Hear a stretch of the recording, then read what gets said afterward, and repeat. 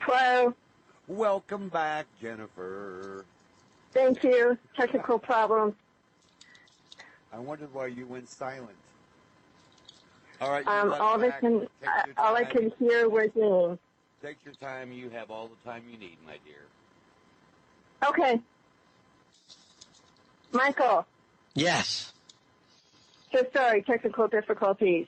Yes. So the archetypes can really help you understand a lot of the dynamics within dreams. Yes. And life, whether you're interpreting a dream that you've had at night or trying to interpret, a moment in your day-to-day living, remembering that there are these big sweeping energies that guide us and drive us and direct us, I think helps us depersonalize our experience enough so that we get back to that thing that you mentioned earlier in our conversation, the idea of being the witness to your life instead of so wrapped up in it that you're sort of stuck and strangled by it. I believe and I experience that archetypal thinking helps me disengage from thinking that I am my story and land in a posture where I am appreciating that we're all in this together, creating a dynamic story that is bigger than us and therefore not quite so personally, I'm fond of saying this, there's a phrase that many stories begin with, which goes, "It came to pass." Right. So our stories, they've come to pass. It came to pass that one day young Dr. Michael Lennox was sitting in his office talking on the radio with the lovely Jennifer Hillman. It didn't come to stick around. It didn't come to victimize me. It didn't come to, make this moment the absolute, rest of my life forever. It came to pass. Everything passes. An archetypal mind knows that. That we're in a hero's journey. Our just as Dorothy and Luke Skywalker have a beginning, middle, and end to their hero's journey, our lives are hero's journeys. We start at home in the womb, connected to all that there is. We know that there's something to do, and we get cast out of the home into this journey. We go into the world going, "Wow, I got to find something. I was sent here for some reason." And Jason, the Argonauts, it was the golden fleece. Everybody's out looking for something, and we're supposed to bring it home. Where's home?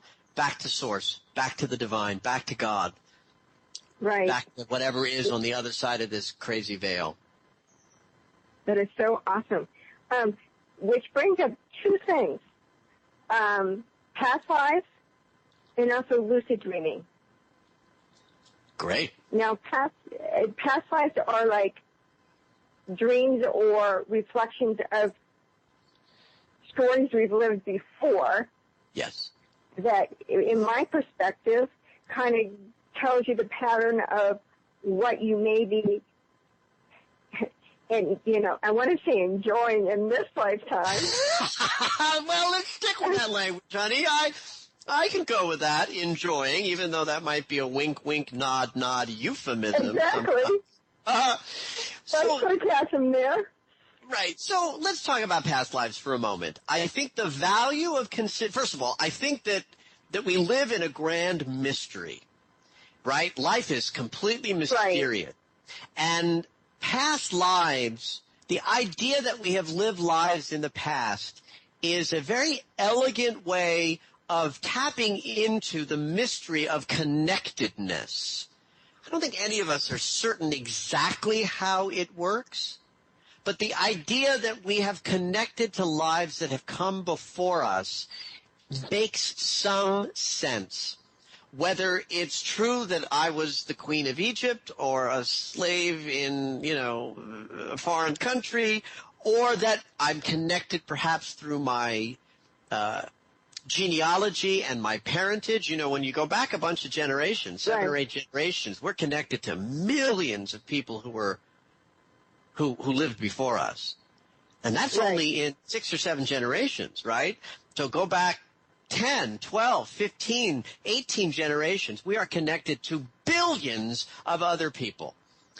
So right there, so for listen, your listening audience are mystically inclined, so we don't have to convince, I think, most of the people who are listening to this show the idea that we might be connected to other lives that have come before us. But for those who have any kind of, doubting minds, and I'm one of them, I am absolutely 50% mystic, 50% scientist. I need some kind of proof. Just that idea alone, that through genetics and DNA and my parents' parents and their parents and parents' parents' parents' parents and parents and parents and back, there are billions of other human beings that have existed before me that I'm connected to. And in the matrix of that connectivity, there may be stories that other people have lived before me that were so powerful and profound and potentially wounding that I might be healing some wounds in this life that connect to lives that came before me. That's sort of a great mystery, but it can be helpful to understand that that's part of the process. There are times when I'm listening to somebody's dream and my thought is, wow, this is a past life. I don't always know what that means exactly.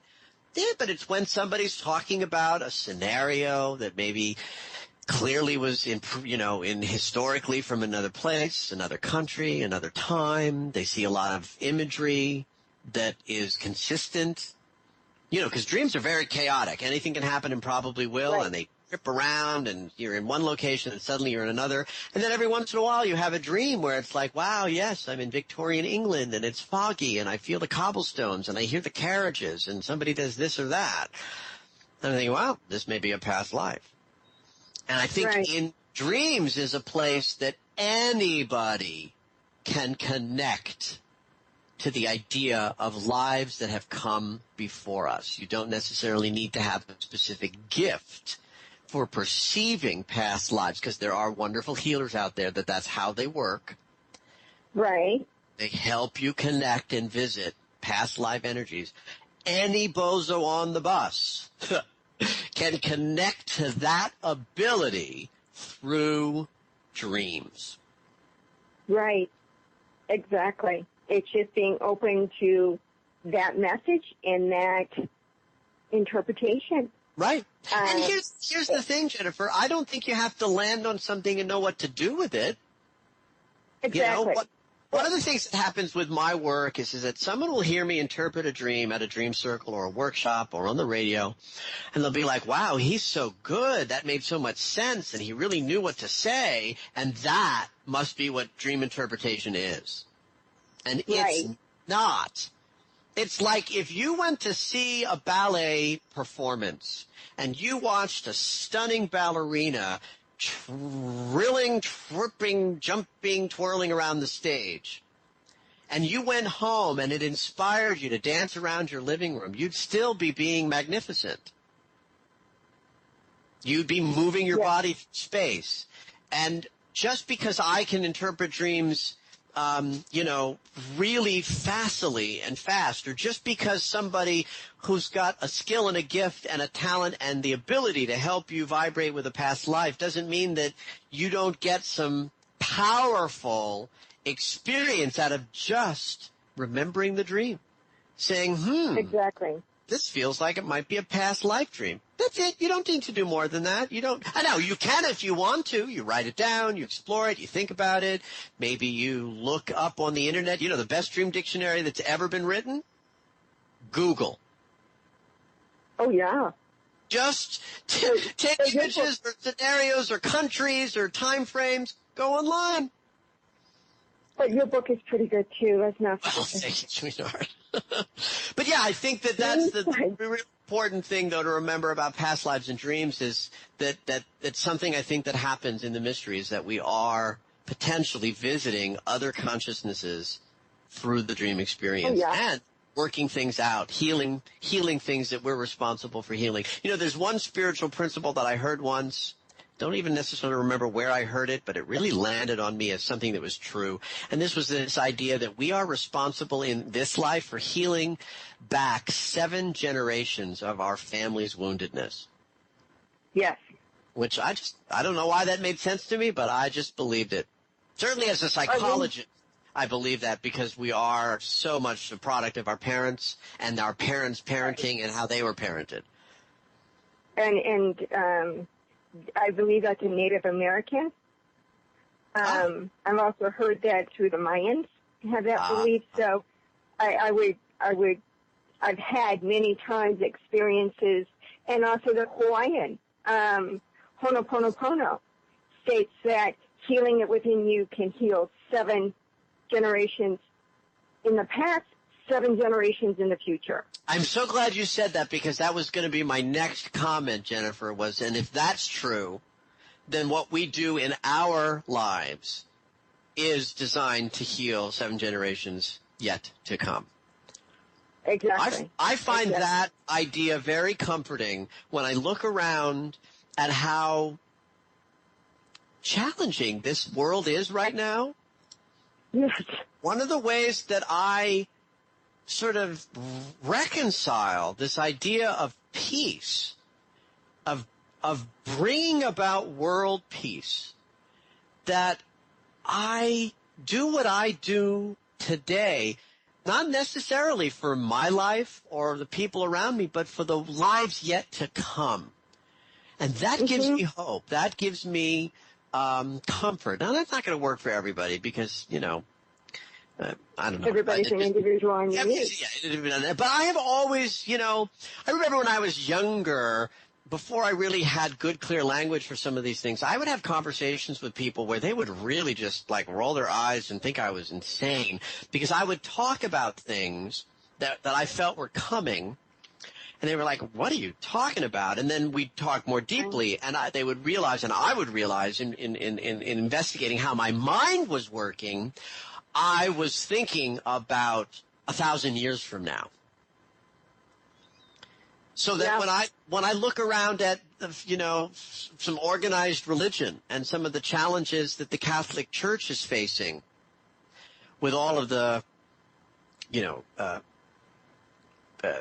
scandals and the challenges that are being revealed over the last, in my lifetime, because when I was born in 1963, the Catholic Church was fundamental and foundational, and it wasn't quite so transparent as it is now. Right. And now it's all this. And I remember sort of saying, years ago, that institution's on its way out, and people would be like, what, are you crazy?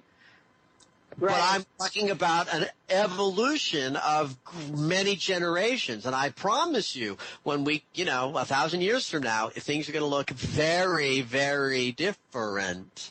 And it's our job today to heal our own personal woundedness, to bring about world peace, not necessarily because we'll see it in our lifetimes, but because of things that we will, that will come in the generations after us, whether we're, whether we, our parents or not. Right. Have to be. Yeah. It's been my experience. If I meet someone, it's like I get that, okay, there's something up here. I typically will ask my guidance, show me what the lesson is. Generally, they show me the past life of what we're trying to heal. And I get the information, and I have a better understanding of what the connection is with that person and what we're working through. It's just helped me heal a lot of situations and have a lot more compassion for everybody involved with a situation by understanding the possible connection that is there. I think that's brilliant, Jennifer. In fact, this is not my world. It's not the world that I work in, but I was recently helped co-facilitate an event that brought in a past life regression expert, and this was the message that she was presenting is that the value in some past life work is often related to the confounding relationships that we're having in this life. Exactly. Are usually evidence that we've done it before. And it's very interesting. Some of the people that I've gotten the past life information about, unfortunately, some of the situations ended exactly as it did in the past life. And it was the same way, the same person kind of ending the relationship, not wanting to deal. And it's like, okay. Yeah. I have to respect your choice, but it's like, oh, well, we'll see Well, what and happens. hopefully that knowledge, that information of recognizing that it's been done before will give you quicker access to grace about it Right. not working out in the way that you maybe would have preferred it to. Right, and also in the process, quickly looking back and seeing, okay, did I follow the same steps I did last time and now, fall back in the unconscious, or was I as aware as I needed to be to shift the energy Right. really quickly so I do learn from the situation and move forward. Right. But it's very interesting. And then the other point, which I always have lots of fun doing, is lucid dreaming. Yes. This is another, by the love way, that. dream envy. I gotta tell you, I don't work with lucid dreams. I don't teach lucid dreaming. And of course the reason is because I don't have a lot of lucid dreams, which I sometimes think is like, well, what's that about? I'm the dream guy. I should be, because when I have had them, as you just sort of indicated, they're fun. They are fun. They are fun. I say it's the most fun you can have while staying asleep. It is, but the other thing there, it helps you manifest. Yes, absolutely. So let's talk about that. The possibilities of kind of like getting around the obstacles that may have happened physically. You can work through them spiritually and bypass a lot of headaches. Yes, and that is the value of what it is to work with lucid dreaming. So let me talk about this a little bit. First of all, there are 3 levels of lucid dreaming that are typical for people. The most common one is simply the idea of becoming conscious within a dream that you are dreaming. And it's that notion of you're in the middle of a dream and you're like, oh, wow, I think I'm dreaming this. That's a lucid dream that most people have had at least a handful of experiences with during life, that when I say that to people, they're like, oh, yeah, that's happened to me. Well, that's lucid dreaming basic. Lucid dreaming can escalate to the point where you're actually able to create things through the consciousness of being in the dream state.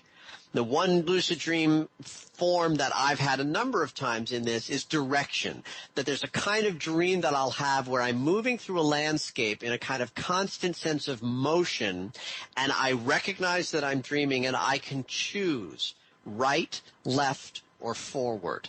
And in that, I'm saying to myself, I'm dreaming. Let's move to the right. And then I start moving in that direction. Oh, let's change direction. And I move to another direction. And it's a very profound and powerful experience of feeling like I control the choices and the directions that I'm moving in the dream. One time, I actually had this experience, only once. I'd love to have it again, where I woke up in a dream as if it were reality. It was uncanny. I knew that I was dreaming. I knew that I was asleep in my bed. I knew where I was sleeping in my bed, but I was in a landscape as clear as if I were wide awake, but it was a dream. It was a magnificent experience.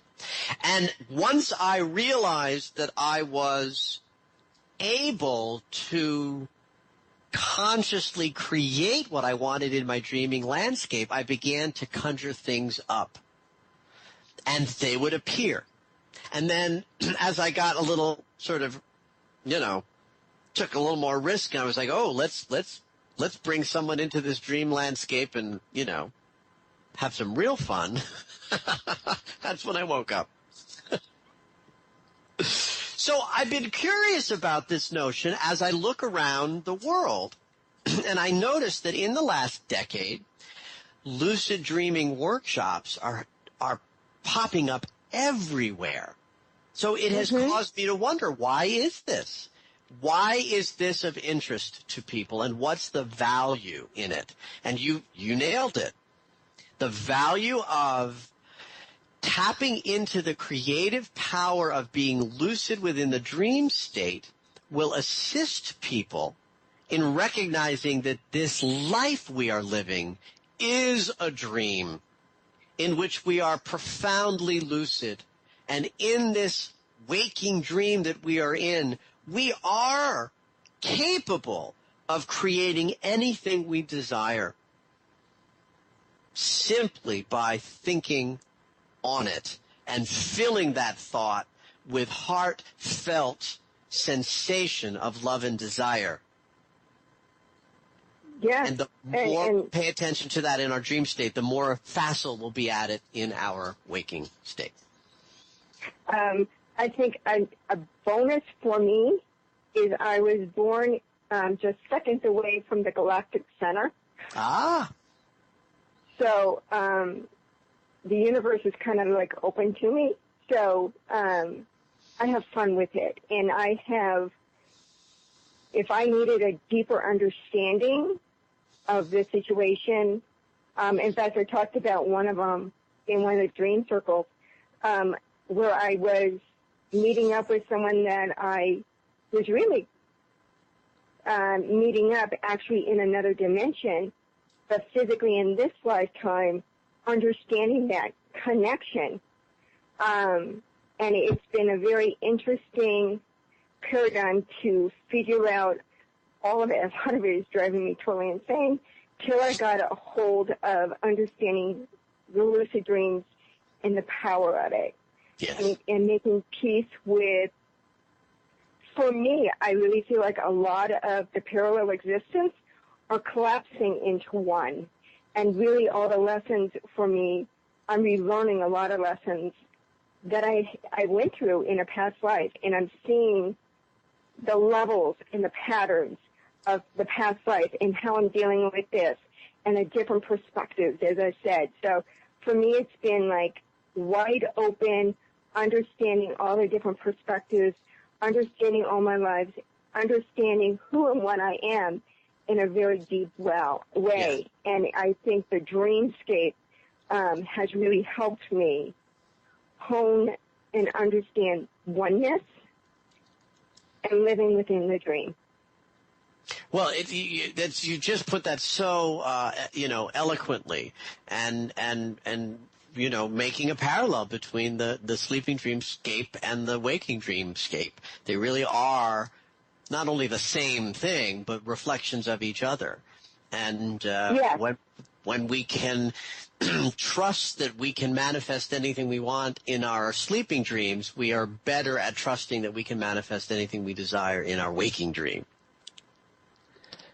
And finding that really comforting, that we are really having a bit of say in this, that it isn't just all up for grabs. I think that Yes. helps with the balancing. Yes. Which is, not easy to do because, people sometimes will misunderstand that principle that we are creating our lives. It's not magic, and we're not creating on our own. We're co-creating. We have free will. Exactly. And the universe has what it offers as well. So it's, it's sort of ironic because people will step into the manifestation game and then they won't get what they want because they're trying to pull a rabbit out of the hat that isn't already in the hat. And the truth is you can't pull one out of the hat unless the rabbit's already in the hat. So it's like, I want $1 million. Well, if there isn't $1 million in your hat, it ain't going to come. Right. And so then you'll work with it a little while. It won't work, and then you'll say, well, it doesn't work, and then you'll fulfill the very principle that you're working with because you just created and manifested that it doesn't work. Exactly. But if you work in archetypal principles, you can have anything that you want. So now I've discarded the idea that I'm going to yank $1 million out of the hat. Instead, I'm going to work with manifesting an endless supply of abundance and prosperity. That's the archetypal principle behind the symbol of $1 million. And if I vibrate with the archetypal principle of an endless supply of abundance, then suddenly I start recognizing that all my needs are met. And when I recognize that all my needs are met, I don't worry about money. So if the rent is due on Friday and I don't have it, but it's only Tuesday, I'm recognizing that between Tuesday and Friday, anything can happen and probably will. And guess what? I've always paid my rent before. I'm going to pay it again. And when Saturday comes and I ask you, did you pay your rent? And you say, yes, I did, because this check came on Thursday. I didn't know it was coming. It's like, why would you stop trusting that when you can look behind you and see that every need you've ever had got met? Exactly. Exactly. And when you vibrate in that, you can then add to it increase. Okay, great. I made my rent. Now I want to meet my rent without so much worry. Then you can add to the principle of, okay, now that I've gotten that I live in an abundant universe and that all my needs are met, now I'm ready to start creating that there's plenty and more. And it's not magic. It doesn't happen like, it's not Genie or, a Samantha from Bewitched, We don't just wiggle our nose or blink our eyes and have it appear. We work with it and let it expand and evolve. Which, let me ask you this. Number one, there is a chat room, and in the chat room they want to know if there... is there anything about repetitive dreams? If you're getting the dreams over and over and over, is it just something you need to pay attention to? Or what is the purpose of the repeating dreams? Great question. So there are two kinds of recurring dreams. One is a standard stress-relieving dream that you've had your whole life. It's different for everybody, but there's usually one for each person. It's for some people it's a shark. For other people it's a tidal wave. Some people it's being chased or driving uphill and falling backwards. These are stress-related images that help us deal with ongoing stress throughout a life, and they just mean that life is feeling stressful. It's your brain's economical way of helping you deal with that stress, and then you're going to go to sleep. Dream of being chased by the shark. The shark is symbolic of life fears. You wake up more capable of meeting the stresses of your life as a result of having that dream. A different kind of recurring dream is something that might be happening over a period of weeks or months where, yes, a certain kind of image, maybe it is scary, but it's a new one that will repeat and repeat itself. The brain is very economical and not very sophisticated. The language of symbols is how it operates. And it might, like the woman we talked about earlier who kept having dreams over a period of weeks where she was murdering her babies. They kept coming up over and over again in the same way because she wasn't paying attention in a way that was satisfying to the unconscious mind, and the unconscious mind will keep throwing up the same image over and over again because it's a symbolic language. It doesn't know sophistication. It doesn't really, it says, let's knock, and we'll knock on this woman's door, this man's door, and we'll throw up a dream, and the dreamer doesn't respond. The unconscious mind says, well, we've got to make sure they get it. Let's do it again, and let's do it again, and let's do it again. So my answer to when that happens is start paying attention. And the paying attention doesn't have to be coming to some satisfying interpretation. It might just be writing it down in a different way. It might be spending some time thinking about it, seriously. Well, I did have a repeating dream that I was going to be killed in a car accident. And repeated several times for at least 6 weeks. Every night I had it. And sure enough, I was in a car accident. I flipped my car, and I lived. But the first thing the cop said was, you should be dead. You must be connected. There you go. So here's where the layers are mixing.